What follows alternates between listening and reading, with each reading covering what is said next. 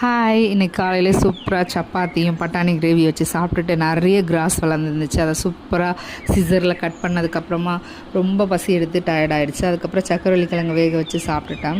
அதுக்கப்புறம் நம்ம கார்டனில் நிறைய மஸ்க் மிலானும் இந்த மாதிரி ஒயிட் கலர் பூசணிக்காய் நிறைய காய்ச்சிருந்தது. சரி, ஒரு 2 டேஸ்க்கு அப்புறம் பறிச்சுக்கலான்னு வந்து பார்த்தா, ஊருக்கு போயிட்டு வந்து பார்த்தேன், எல்லாத்தையும் பறிச்சுட்டு இருந்தாங்க. ரெண்டு வெள்ளை பூசணிக்காய் இருந்தது. அது இந்த மஞ்சள் பூசணிக்காய் வந்து நிறைய உள்ளே ஒழிஞ்சிருந்தனால அதை யாருமே பறிக்கலை. ஸோ ரொம்ப கஷ்டமாக இருந்துச்சு. பரவாயில்ல, ஏதாவது கிடச்சிதுன்னு சந்தோஷப்பட்டுக்கிட்டேன். அப்புறம் அழகாக குருவி வந்து ஒரு முட்டை வச்சுருந்துச்சு. அதையும் அழகாக பார்த்து ரசிச்சுட்டு அதுக்கப்புறமா பார்த்திங்கன்னா சூப்பராக இந்த கீரை பேர் வந்து பண்ணைக்கீரைன்னு சொல்லுவாங்க. டேஸ்ட்டு உண்மையாகவே சூப்பராக வந்துருந்துச்சு.